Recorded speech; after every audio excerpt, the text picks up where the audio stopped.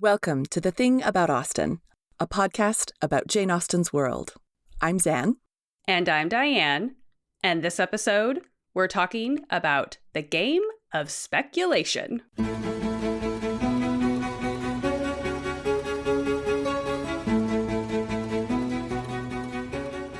We are so excited to welcome our guest for this episode, Dr. Regulus Allen.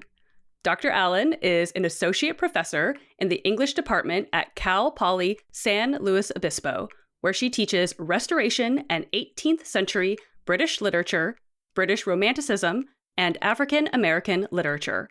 Her current book project, Vacant Spaces, Imaginings of the African Woman in British Literature, 1688 to 1838, explores representations of African women in English travel writing and fiction, from the introduction of Imoinda and Afraben's Orinoco in 1688 to the end of British slavery in 1838. She also contributed a chapter titled Speculation in Mansfield Park to the book Approaches to Teaching Austen's Mansfield Park, and has presented at the Southwest chapter of JASNA, From Hampshire to Hollywood, Teaching an Austen Fiction and Film Course. Welcome, Regulus! Oh, thank you so much for having me. I'm delighted to be here. And we are so excited to talk with you. So we are going to set the scene here for our episode. We are basing our conversation in Mansfield Park, and we're about halfway through the novel. The Bertram family, minus Julia and Maria and Rushworth, are playing cards after a dinner party at the parsonage. Sir Thomas, Mrs. Norris, and the Grants are playing whist, while Lady Bertram, Fanny, William, Edmund, and the Crawfords are playing speculation. Lady Bertram and Fanny don't know how to play, but Henry Crawford is here to save the day and promises to teach them both the rules of the game. Don't worry, ladies, I'm here. So here it is from the text. It was a fine arrangement for Henry Crawford, who was close to Fanny and, with his hands full of business, having two persons' cards to manage as well as his own. For though it was impossible for Fanny not to feel herself mistress of the rules of the game in 3 minutes, he had yet to inspirit her play, sharpen her avarice, and harden her heart, which, especially in any competition with William, was a work of some difficulty. And, as for Lady Bertram, he must continue in charge of all her fame and fortune through the whole evening. And, if quick enough to keep her from looking at her cards when the deal began, must direct her in whatever was to be done with them to the end of it.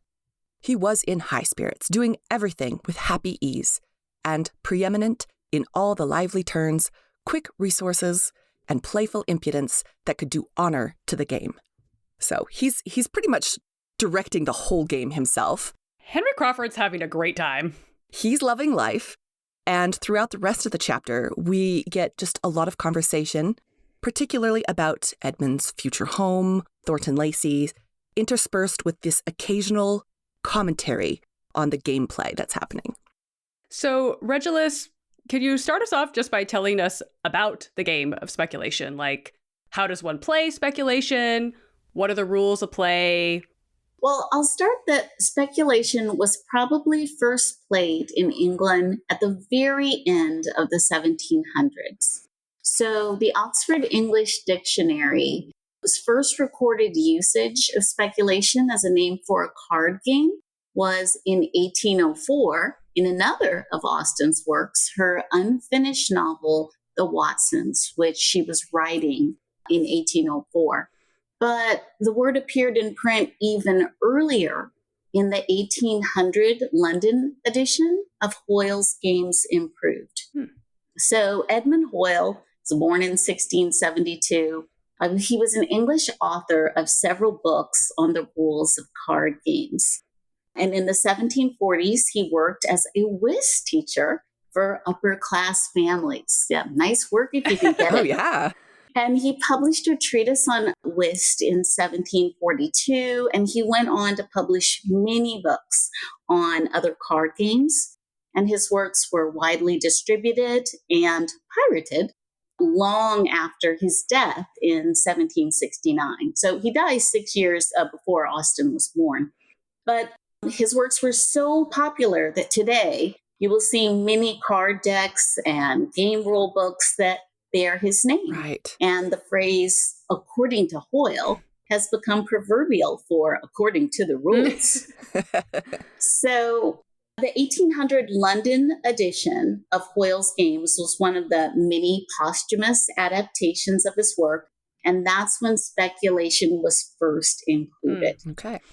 So card games were, as you know, very popular pastime for the leisure classes. They appear in all of Austen's novels, and with their suits arranged in strict social hierarchies, with careful dynamics of concealing and revealing, and with fortunes at stake, such games are apt symbols for the situation of many of her characters.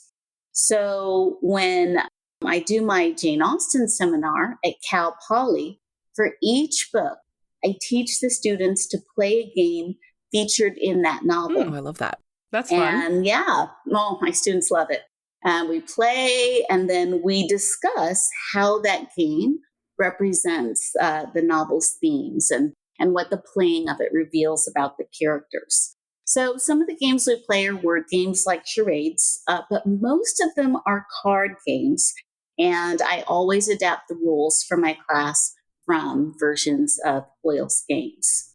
So in my article in the MLA Approaches to Teaching, Austen's Mansfield Park, edited by Marcia McClintock Folsom and John Wilshire, I include in the appendix rules for how to play speculation, a simplified version. But here's a short version. And if you're listening with friends and want to play, it works very well with about 4 to 8 players. Okay. So grab some cards and something that you can use as counters, like coins, to wager with. And in my class, I provide my students with facsimile 18th century playing cards. Which is so fun to have like something that looks as authentic from the period. Yeah. Yeah, well, you can find them on gaming companies on the internet. I got mine from McGregor Historic Games. A lot of them are available because they are used in TV shows Right. and movies set in the era, and also historical reenactors love them. And for the counters, in Austen's day, they usually used fish-shaped counters made of ivory, bone, or mother of pearl. They were often made in China. So you might remember from Pride and Prejudice, Lydia exclaiming about all the fish Right. she had won. Yes. You're talking about what they used for game counters. Kind of like our poker chips. And I'm sure there's a good fish and chips joke in there somewhere. But in my class, what we use for counters are goldfish crackers. I like it. My students love it, and some of them do end up eating their winnings. As would I, honestly, right? Yeah, that's great. I love that. But so how you play is that, so in your deck of cards, you should remove the jokers. So jokers did not appear until the 1800s. They're not featured in this game. And each player should begin with the same number of fish counters. So I think 10 is a good number. And players should take turn dealing. So at the start of each game, all players ante 1 fish into the pot, and the dealer should ante 2. So the dealer has a natural advantage in the game, which is why they need to wager more. So then a stack of 3 cards is dealt face down to each player, including the dealer. And these cards must not yet be revealed. That's the part of the game that Lady Bertram just cannot figure that one out. She keeps trying to look at her cards, but there's no fun in speculating if you already know Right. what cards you have. Right. So the dealer then turns up the next card in the deck, and that determines the trump suit or the suit in play. So the player with the highest trump, the highest card in that suit, with ace ranking highest, will win the pot for that round. So the turnip card belongs to the dealer. That's why the dealer has to ante a little more. So if it's an ace, the dealer automatically wins the pot.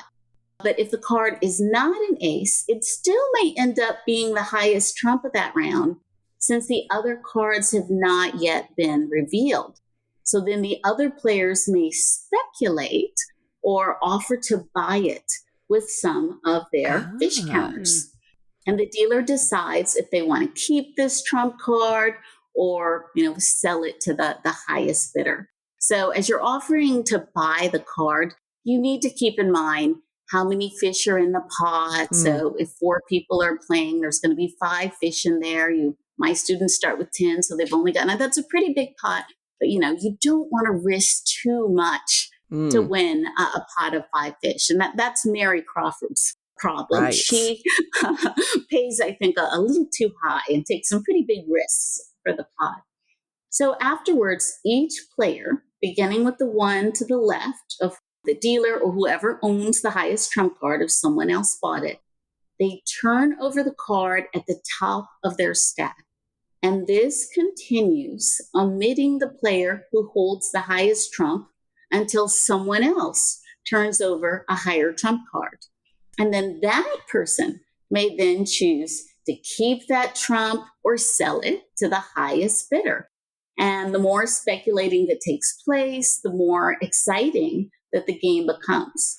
And then play continues until all cards have been revealed or until someone turns over an ace of the trump suit and automatically wins the pot.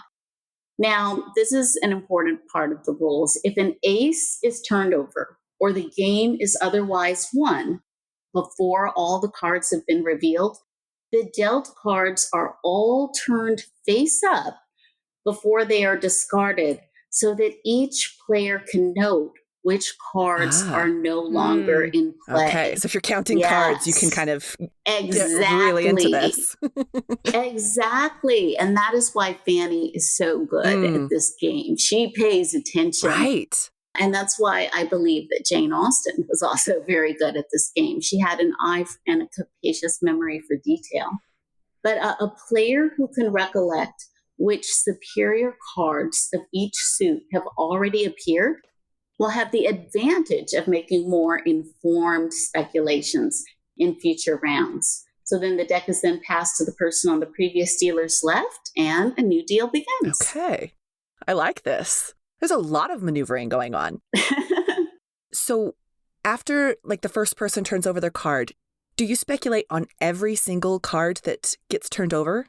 Or is it just once you get back to the new trump card? No, only if it is a card that is higher than the original. Okay. So let's say that the card that the dealer first turns over is the 9 of spades. I always use that as my example because that card was featured in my favorite movie, Carmen Jones. Oh, nice. But let's say it's the 9 of spades. Well, if someone turns up something that's higher, like a jack or a queen or a king or even an ace of hearts, that's no good. Right. It has to be higher than a 9 in spades. Right. Okay. But if someone has turned over, let's say the jack, queen, king, and ace of hearts, and you remember that, then in a future game, when the 10 of hearts comes up, you will be ready to buy it if you can remember that the higher cards have already been discarded. Sure. Okay. See, and I think that's perhaps maybe why Mrs. Lady Bertram does not excel, maybe, at the game. Not turning over the cards. Makes sense. Yes. When I play with my students, anytime one of them forgets the rules, their classmates will say, oh, don't be a Lady Bertram, or my ladyship, please. Don't look at your cards, my ladyship. I love it. I love it. So in the scene at the top of the episode, we start to get a sense of the gameplay and how individuals are going to play the game. So again, Lady Bertram, no idea what's going on. Not surprisingly, Fanny picks up the rules in about 3 minutes. Crawford is still like, no, I'm going to control the game. But later in the chapter, we get a bit more also about how Mary, William, and Edmund are playing the game. Why is it, do you think, that Austen gives us all of these small details about individuals and how they are playing the game? Well, Austen was mistress of characterization. She's very good at showing, not telling, how her characters behave. So, how they behave around the card table is a really good indication. And I think she's so especially detailed because, as I will argue, I believe speculation is her very favorite card game. But yes, we find out so much about the characters, not only in the way they play, but just in the way that the game is set up. So in the beginning, they're trying to decide who will play what game. And so one group is going to play whist, which can only be played by two partners. And then everyone left over will play another round game, and they choose speculation. So the divide between the games might reflect the courtship plots that are always in Austen's fiction. And it might lead to the expectation that whist, the partner game, will be played by the two married couples, the Bertrams and the Grants, and the speculation by the six single people. Yet Lady Bertram can't choose which game she wants to play. Right. And she asks her husband, which will amuse me more? And Sir Thomas is like, speculation. For sure. And the narrator observes he was a whist player himself and perhaps might feel that it would not much amuse him to have her for a partner. I love it. He's being strategic right out of the gate. I know, before the card games even start. And Mrs. Norris's willingness to be his whist partner also indicates her eagerness to assume a place of authority in the Bertram's household. So even the decision of who plays what is important. Yeah, that makes a lot of sense. Mrs. Norris loves to play lady of the house. Yes. So. She loves to supplant her sister. Well, and then her being with the kind of more like strategic gameplay table also makes sense that she's going to put herself at that table if at all possible. Mm-hmm. So Lady Bertram doesn't know how to play speculation, but she casually says, "Oh, Fanny must teach me," making her usual assumption her niece will do everything for her.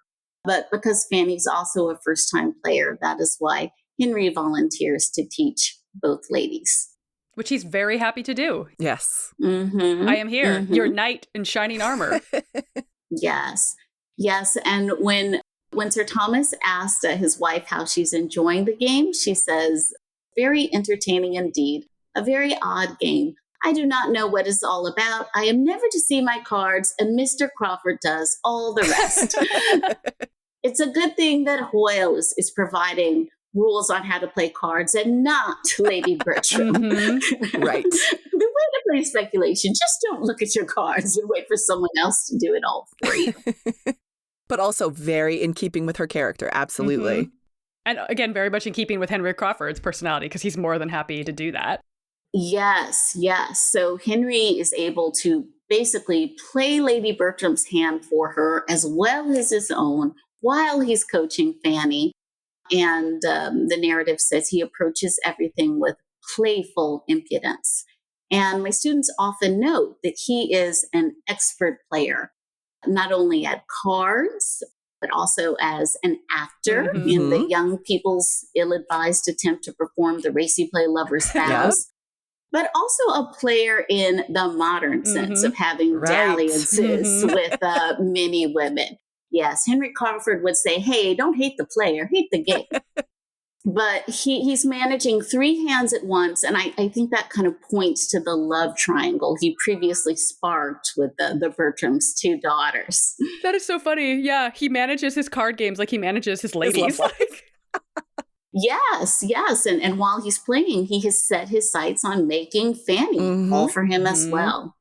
Yeah. But Fanny's approach to the game highlights her intelligence as well as her selflessness. So she picks it up very quickly, but she's not that competitive about it. Right. And the narrative says Henry had yet to inspirit her play, sharpen her avarice, and harden her heart, which especially in any competition with William was a work of some difficulty.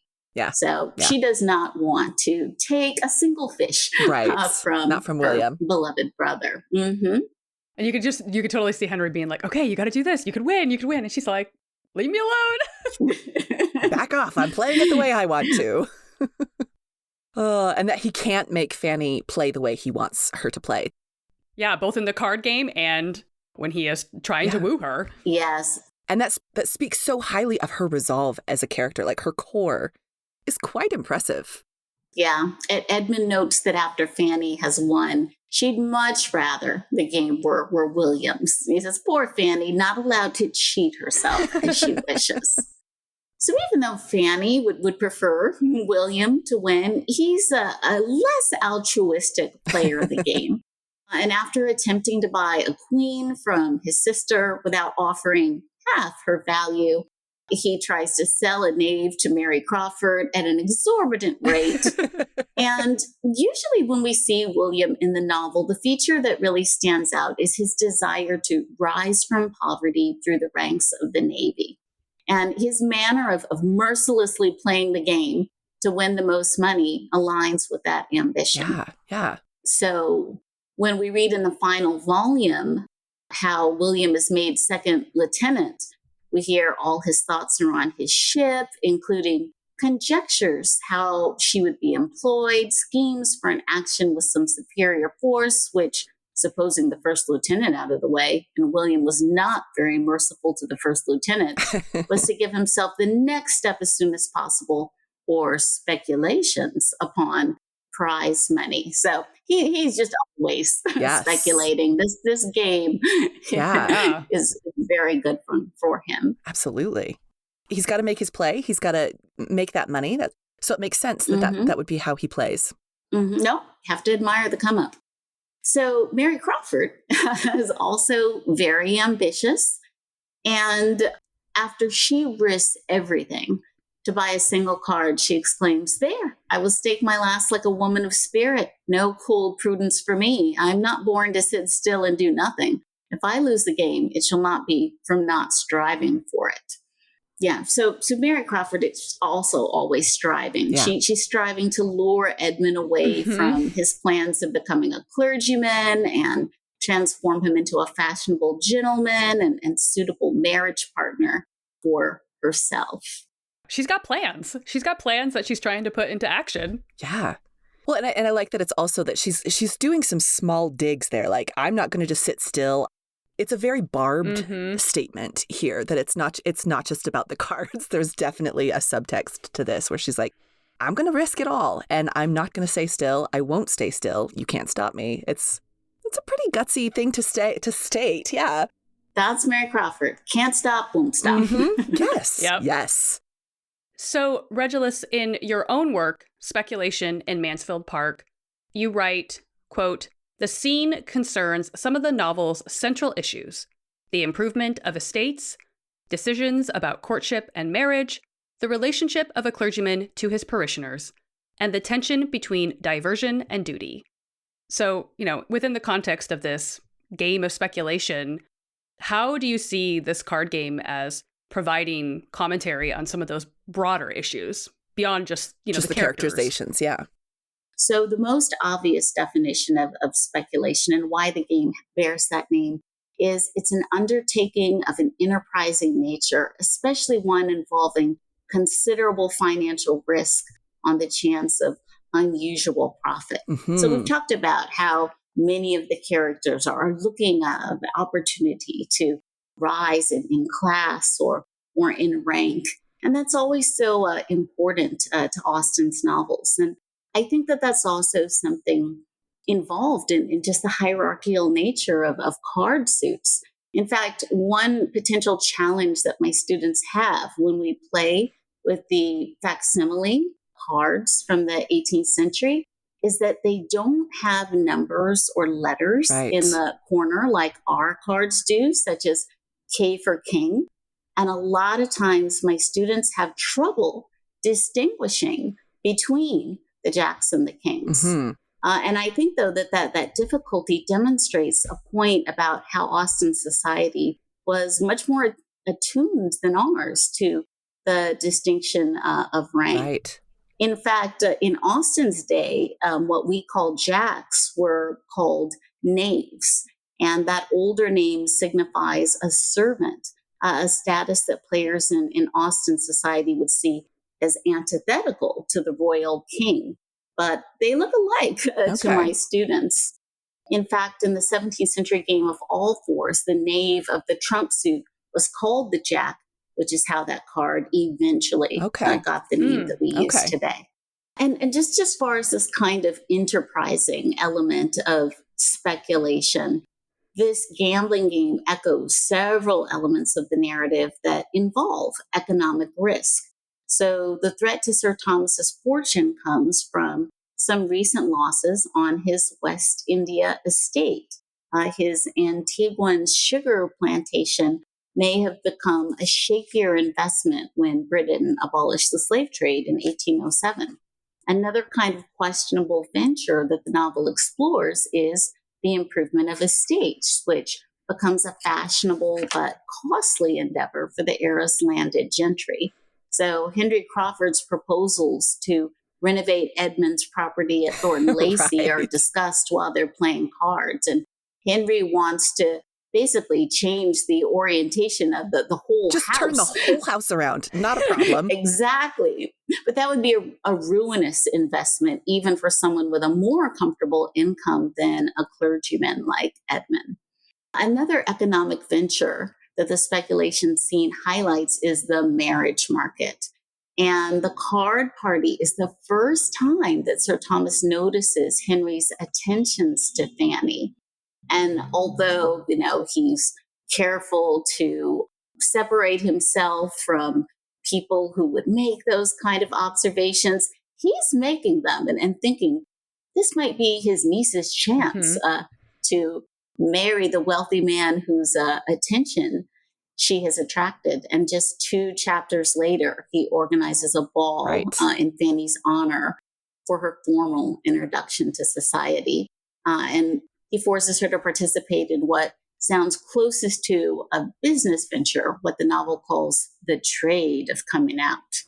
And then, in addition to the economic definition, speculation means intelligent or comprehending vision. So the best players of the game pay careful attention.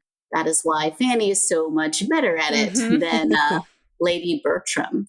And, Fanny later says of Henry's flirtation with the Bertram sisters, I had not been an inattentive observer of what was passing between him and some part of this family in the summer and the autumn. I was quiet, but I was not blind. It's like she's very good at comprehensive vision, which is another meaning of speculation and what the game requires.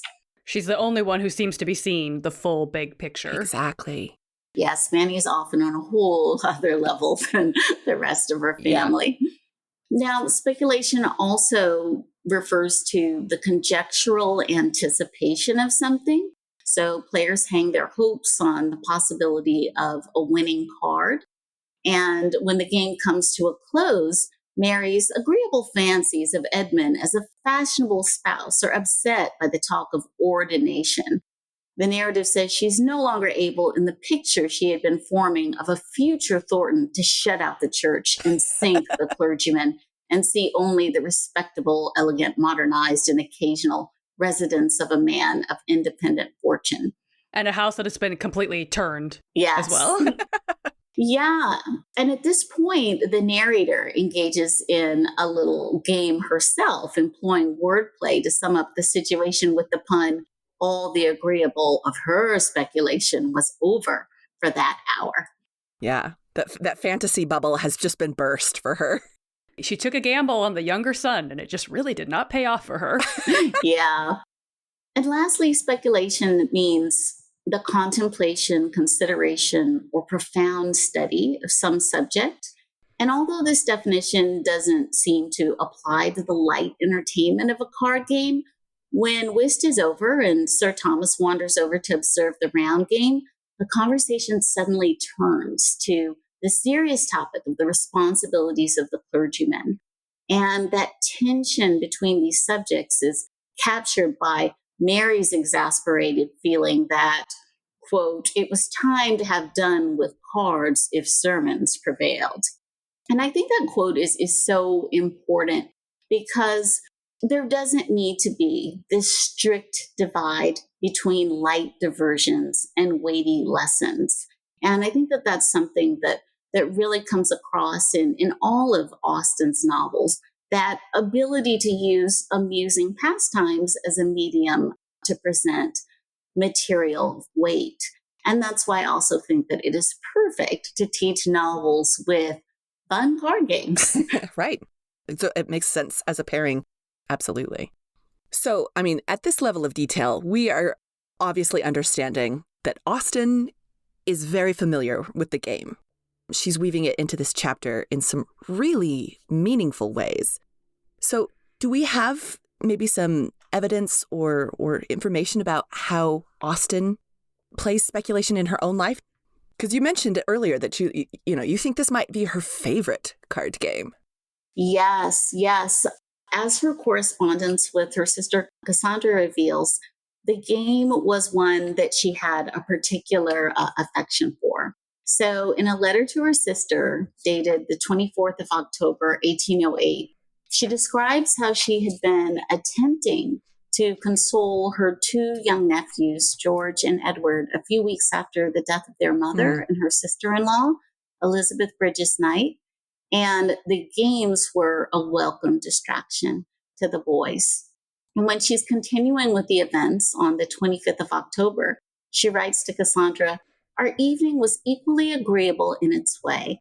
I introduced speculation, and it was so much approved that we hardly knew how to leave off." Now, later, when she hears that the boys have stopped playing speculation and it has been supplanted by the card game Brag, she playfully writes to Cassandra on the 10th of January, "It mortifies me deeply because speculation was under my patronage. And after all, what is there so delightful in a pair of royal braggers? It is but 3 nines or 3 knaves or a mixture of them. When one comes to reason upon it, it cannot stand its ground against speculation, of which I hope Edward is now convinced. Give my love to him if he is." And later, on the 17th of January, when she learns that these fickle boys have also given up on Bragg, she pretends that she has just received some verses in an unknown hand and was asked to forward them to her nephew, Edward. And the poem reads, "Alas, poor Bragg, thou boastful game, what now avails thine empty name? What now thy more distinguished fame? My day is o'er, and thine the same.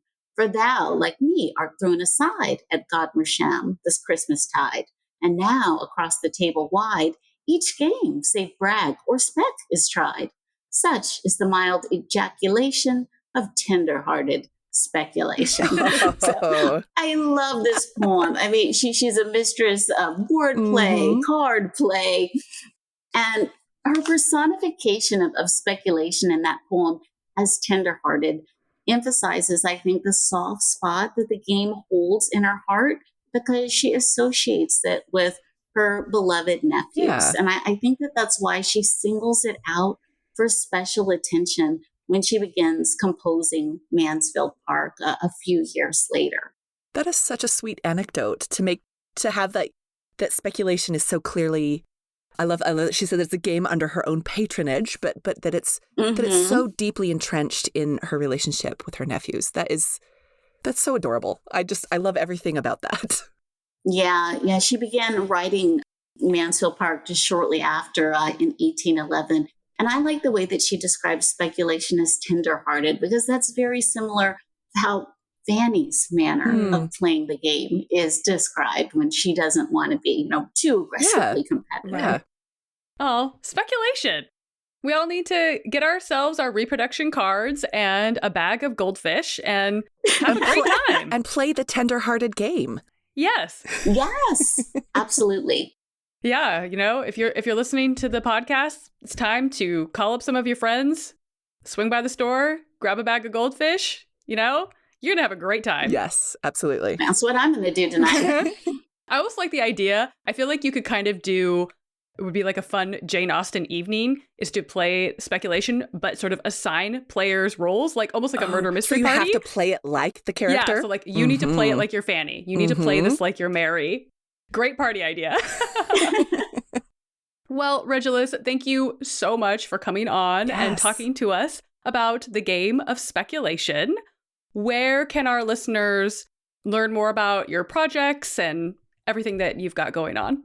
Well, I keep my faculty webpage relatively up to date about what I'm working on. So listeners can check that out at english.calpoly.edu/faculty/Allen. And I appreciate your mentioning my book project, Vacant Spaces. So hope to be wrapping that up soon and shopping it around to publishers. And that book, because it's on representations of African women, does not include a discussion of Mansfield Park, but it does include Miss Lamb, Austen's biracial heiress from her unfinished work, Sanditon. And as an African American and I'm part of an audience of Black Austen lovers, I wish that she had finished that book so we could see what happens with Miss Lamb. Right. But luckily we have writers and TV and movie makers to continue her story for us. And I also am pretty involved with my regional society, Jasna Southwest. So you can check out their website on jasnasw.com. I sometimes give talks for them, often about inclusive Austen and how Austen's work is being appreciated by an even wider and more diverse audience than ever. Yeah. And lastly, I'd like to talk about my regional society, Wessex, the Western Society of 18th Century Studies. So our website is wsecswessex.org. And we have a conference almost every year on the President's Day holiday weekend. It features all kinds of subjects on long 18th century, but we often have some Jane Austen panels. So I love regional societies because they're often smaller and less expensive and thus more accessible and inclusive. And as you can probably tell, one of my greatest passions is making Austen studies and long 18th century studies in general more inclusive. Love that. That's great. Well, thank you again for joining us for this discussion. Thank you again for having me. This was so much fun. It was an absolute delight. Thank you so much. Thank you again to Dr. Regulus Allen for joining us for this episode. You can find us on Instagram at The Thing About Austen and on Twitter at Austen_things. You can always check out our website, thethingaboutausten.com, and email us at thethingaboutausten@gmail.com. And stay tuned for our next episode, where we will be talking about Lucy's filigree work. Thanks for listening.